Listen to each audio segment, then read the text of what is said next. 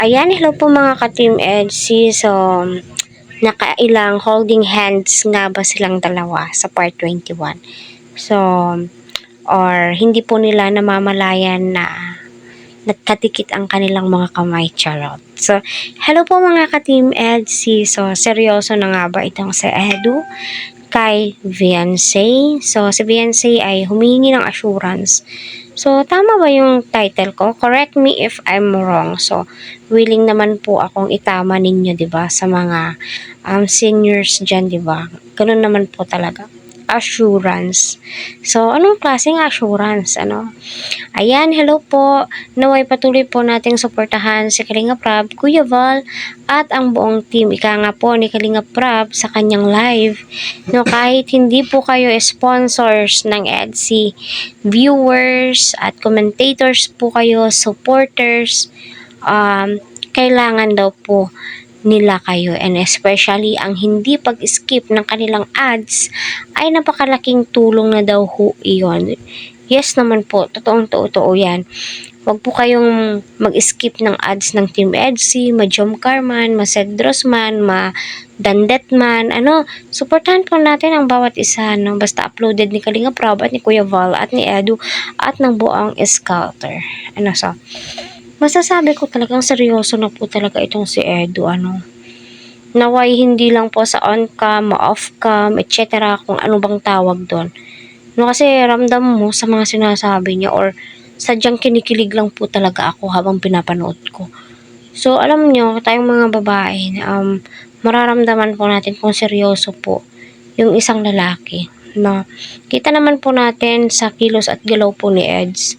At saka may nagsabi po na baguhin daw po ni Edu yung pananalitan niya kay Viancy kasi alam daw po ni Edu mismo na mahihain si Viancy. So, para sa akin, oo, pwede, pero alam naman po natin, yan po yung way ni Edu kung paano po tayo entertainin, paano po tayo pasayahin, pero kinikilig po tayo, so yung nag-comment ay boy po yun o lalaki po yun, kaya yun gusto niyang baguhin, pero tayong babae is okay naman po, kasi nga si Edu is alam niya yung boundaries niya at di naman po siya mahilig hawak-hawak kay Viancy, hindi napaka respetadong tao po talaga. So ngayon, yes, salitang assurance, itong si Edu ay umamin kay Viancy, na kinakabahan daw siya at nasabi niya doon na gusto na daw po niya itong si Viancy. So parang si Viancy ay na-shock, namula, nag-blush on, at pinapaulit niya kay Edu. So malamang, excited si Viancy mapanood ang part 21, kasi nandoon yung sinabi ni Edu na hindi daw niya narinig at pinapaulit niya kay Edu yung salitang yon, So, naniniwala ba kayo na hindi narinig ni Viancy iyon? Para sa akin, siguro hindi po niya narinig or sadyang gusto niya lamang po ipaulit. Kahit ako nasa katayuan ni Viancy, kapag sasabihin nyo ni Edo sa akin, ipapaulit ko po talaga yung rinig na rinig ko, 'di ba?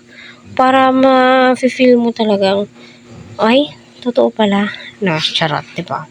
So, yun, marami nga po ang kinilig at syempre marami din po ang nasiyahan, sa part 21. Grabe.